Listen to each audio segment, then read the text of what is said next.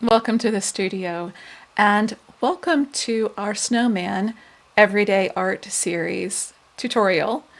In this class, we are going to paint a really pretty snowman on a 6-inch round substrate. For this first class, we'll just focus on getting the background done. You can see a class that I've done in the past for this Let It Snow piece. So this snowman is going to grace our little 6-inch round as well.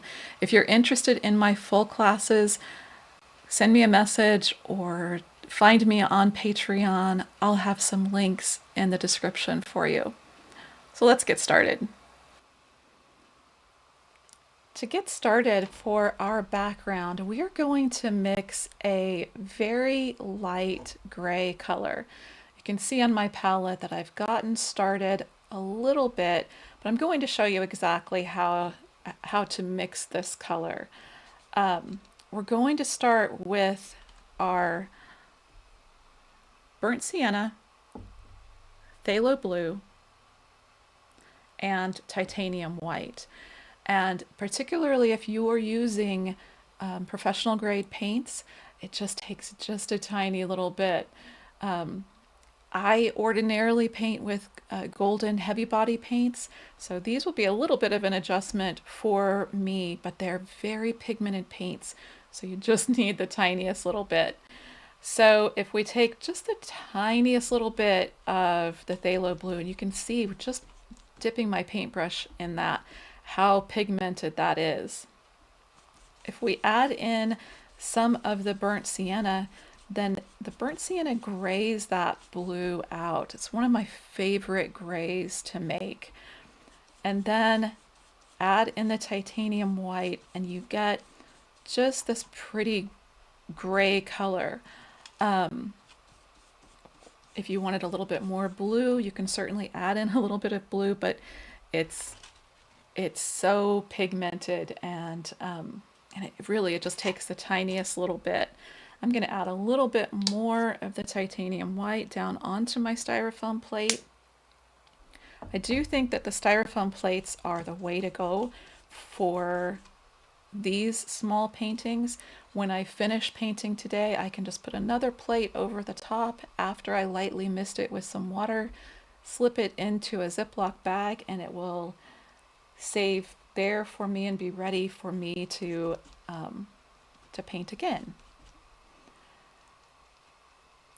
If you have too much paint in your brush from mixing that color, then just make sure that you pinch wipe out your brush. And I'm just going to let it vary a little bit. I love starting with the backgrounds because it's really a nice way to warm up and get a feel for how the paints feel.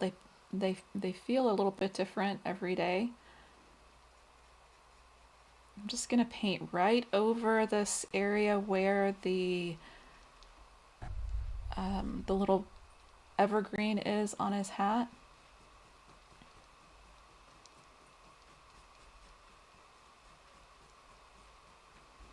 And I don't have to be too worried up here around his hat. If I go over that line, it's fine. We're going to be coming back in to paint the hat in.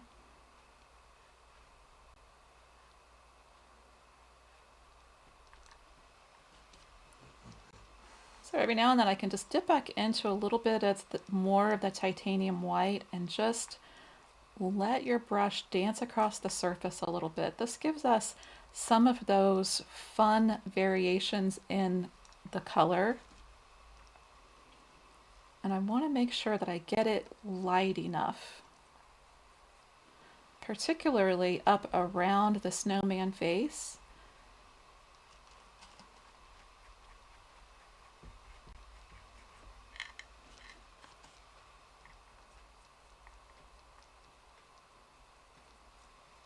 We don't often think about how important it is to warm up, even with art.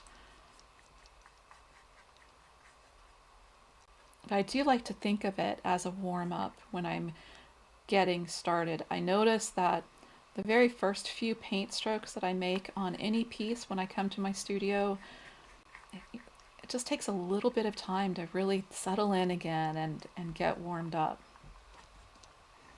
You saw me there a second ago dip into the airbrush medium. I have it just in this little cap, the little condiment cup. I have a little lid that I can snap on it. I love using it that way. If you don't have a little cup, you can certainly just pour some out onto your paper plate and dip into it from there.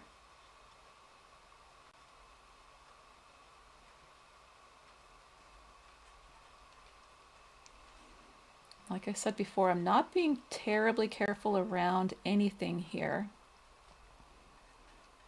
because when I come back in to paint the cardinal, I can clean up all of those edges.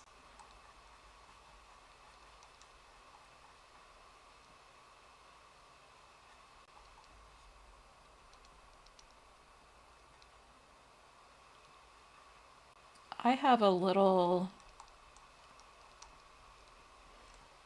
rag beside me for my paintbrush. It's nice to be able to either pinch wipe out your brush if you need to control the amount of paint that you have in your brush. You can certainly use a paper towel. I try not to use a paper towel in my studio too much because I have two dogs that love to steal and eat my paper towels, and I try to keep that from happening.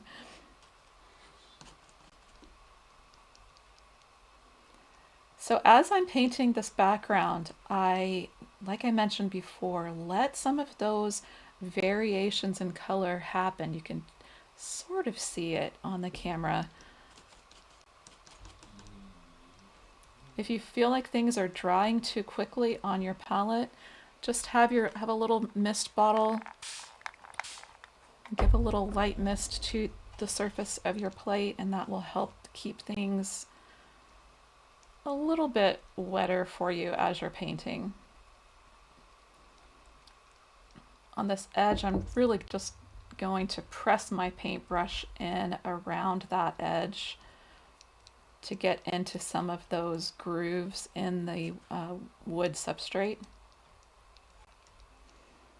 When you get your engraved panel, if you want to, you can certainly grab a little bit of sandpaper and sand those edges.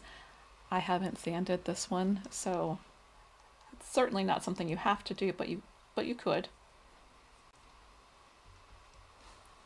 I didn't mention it at the beginning of the class, but before you start to paint, it really is nice to apply a coat of the GAC 100.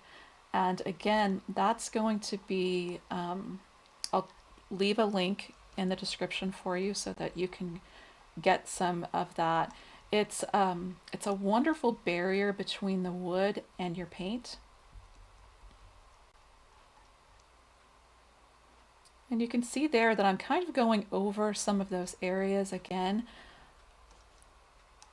Acrylics need a couple of coats sometimes, and it dries really quickly, which is kind of a blessing and a curse all at once. But don't worry about it drying. We can still come back in and add more coats.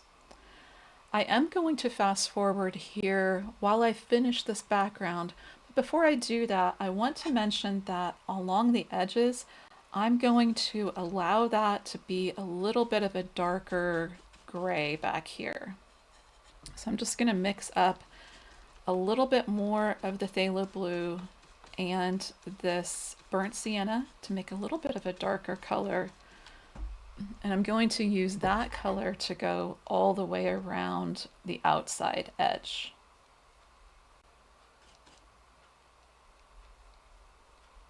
So that's what I will be painting there.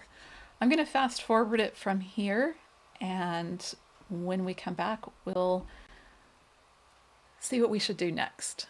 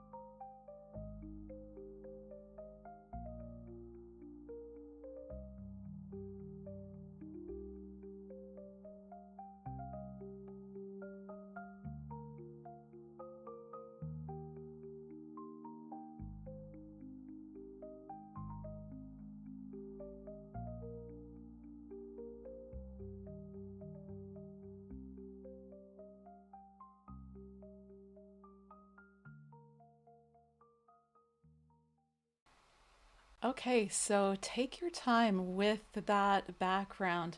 The the sides of these substrates can be quite thirsty, so don't hesitate to pick up a little bit of the airbrush medium in your brush and brush it along the edge. Um, as always, with acrylic paints, it might need another coat as it dries. We'll just keep an eye on it. The same with the base on the front. It could need another coat. Once it dries and everything starts to sort of settle in, acrylic paints can dry a little bit darker than what you see when you paint. So never be afraid to come back in and do another coat of paint on top. I did go ahead and pull over the GAC 100. Definitely before you start painting, don't forget to do a coat of this over the entire surface of your piece. So, just a thin coat of it. You can actually see some here on my palette. This is the GAC 100. So you just apply a thin coat. You can come back over it and apply another coat if you like.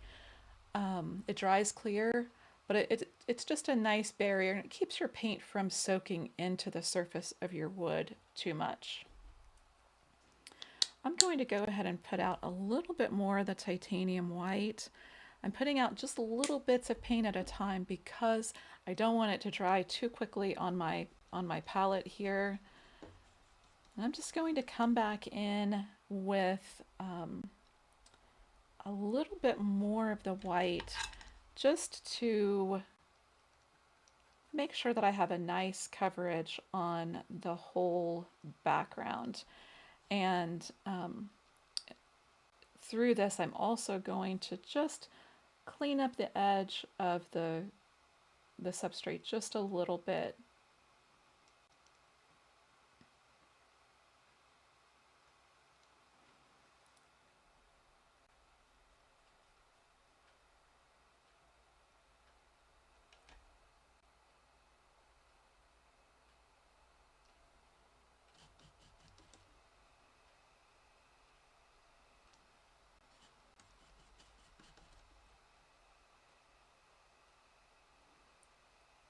Just filling in some of those little inconsistencies in the wood right there. And I hope that you could see, even as I painted the background, um, when I came back in and did some extra little coats of paint on the surface, I was really loose and really letting some of those color variations happen.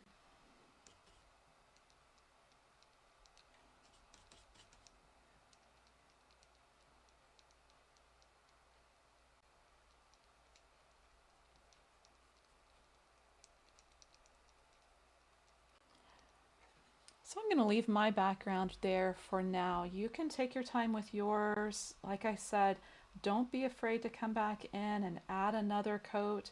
If you want to take a break at this point and let it dry before you come back and continue on, that's perfectly fine. But I think that what I would like to do now is go ahead and start getting our snowman based in.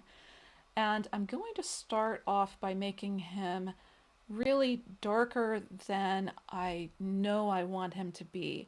So I'm going to mix up just a little bit more of that same gray that we used on the background.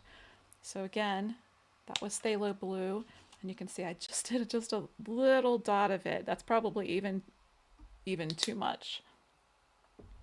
It's the paints are just so strong, and it's a lovely thing about them because you really get that high pigment. And if you're going to paint quite a bit, you'll probably find yourself wanting to get another larger bottle of the titanium white. You'll go through much more of the white and the yellow than anything else. So I'm just mixing a somewhat light gray color. And I'm going to start to base in the snowman. And a lot of times when I'm painting, I'll start off with an area that I feel the most confident about. And yes, even after more than 40 years of painting, there are still there's still times that you don't feel overly confident about one thing or another. So I can start off in this bigger section of his body here. I'm just going to pick up some straight titanium white there to start to blend it in.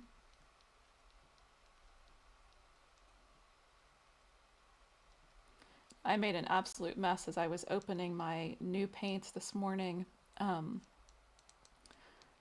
the little seals that they have on them are really annoying. So don't do what I did. If you're opening brand new paints, don't open it over your piece.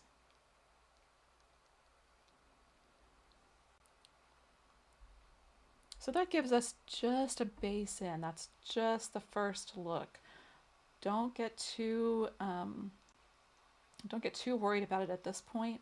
Every layer that we come back in and add over this first layer will get better and better as we go forward. So when you start to embrace those layers, um, it really is kind of comforting, I guess is the right word, to know that it doesn't have to be absolutely right at this stage. Just using the very side of my filbert there, you can see just to get into the smaller areas. That's one of the things I love about the filberts is how you can use them so many different ways to fit into different areas. You can see that's quite dark there. That's okay. I'm going to want to be building some of his shape, so I'm purposefully letting that get a little bit darker. For this piece, I'm going to have my light source coming from the top right. So this bottom part of our snowman's arm will have a little bit more shadow.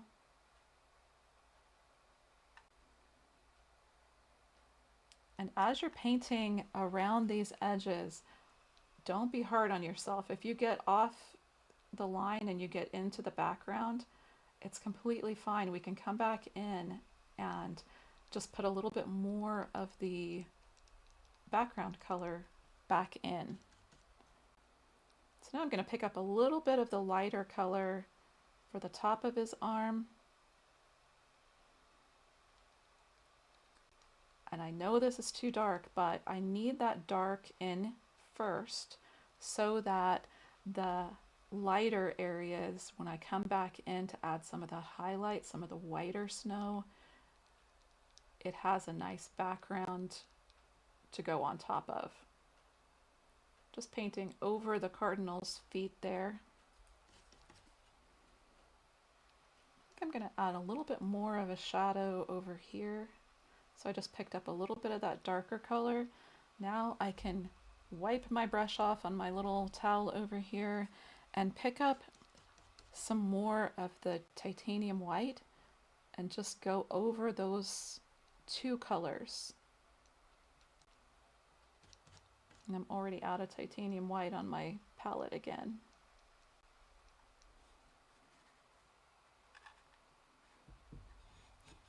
Put out a little bit more of the titanium white.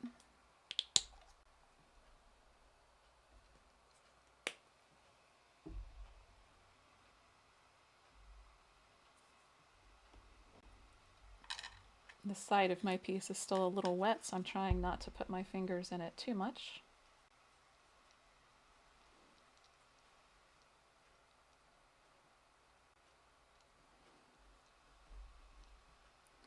So I added a little bit more of the titanium white, wiped out my brush a little bit, and just going back over that between those two layers.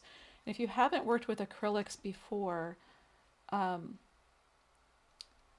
You can get a little bit frustrated by how quickly they dry. Don't worry about how quickly it dries. We can still come back over the top of anything that we're painting and adjust it again.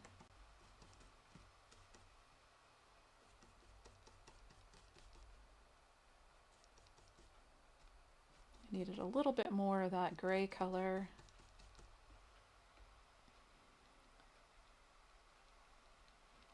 So you can see I can come back in with that dark color like I did there, and then pick up some of the light color to go right over that wet paint. Let's put a little bit more light up on top of his arm here.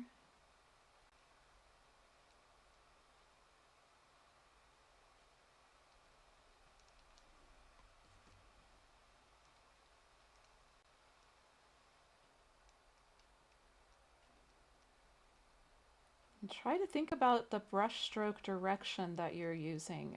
It is important as we're painting. It really helps to build that sense of form if we're sort of paying attention to what that brush stroke direction is.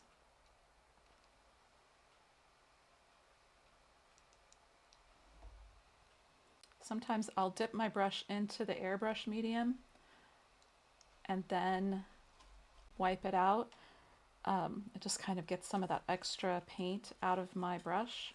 Then I can dip back into the airbrush medium just with the little tips of the bristles, dab some of that out, and then run my brush along that line that kind of formed there, that harsh line. So that looks pretty good. I know that I know that if you're brand new to painting, you're looking at this and thinking, Shelly, he's a gray snowman. I need to let this layer dry. I'm going to be coming back in and building in some of those brighter whites, but I need this base to work with. Let's go ahead and get in his face using some of that same gray blue color.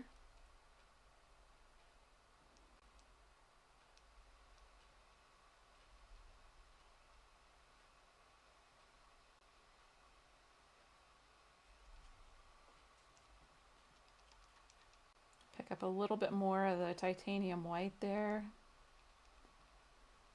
And since the other gray is still in my brush, I still have some of that coming in.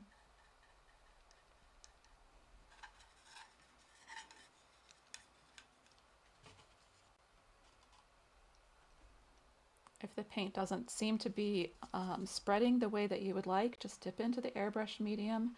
I like to use the airbrush medium rather than water. If you prefer to use water, that's perfectly fine too. I just find that the airbrush medium gives me a better result in the long run. Sometimes the water can kind of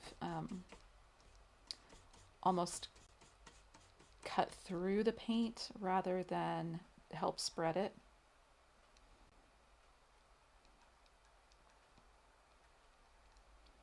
You can see that's a little bit of a different value, a little bit of a different tone of that color, but don't worry about that at all. In fact, embrace that when the color changes a little bit. All of those variations are really going to add to the final piece.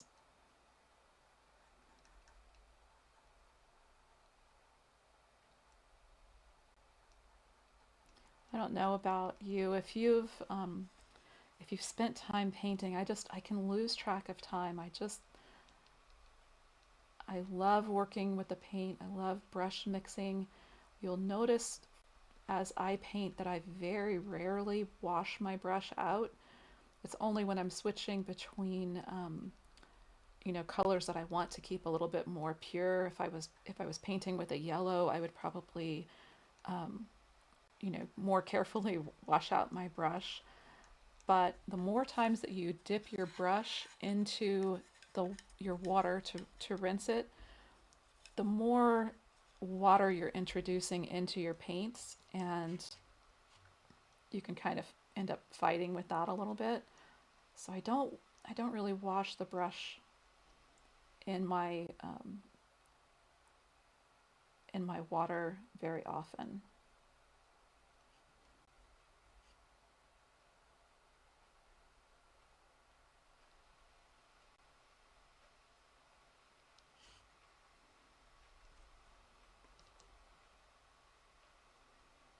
I'm just going to tap in a little bit more white just because I get impatient. You can certainly let yours dry a little bit more before coming back in.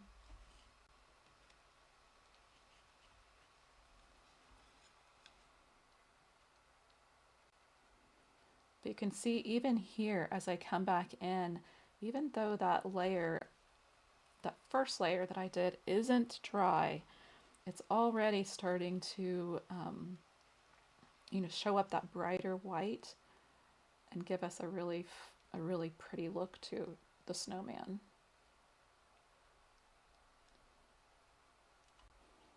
A little bit too much light in my brush, so I'm just going to tap it out on my towel and come back in, just pick up a little bit of that darker color again.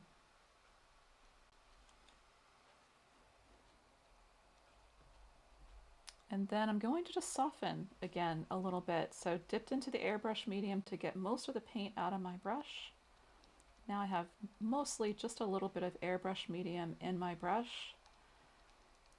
I can come back over and just tap along some of those areas to settle it in. So that is a really good start for part one of our snowman.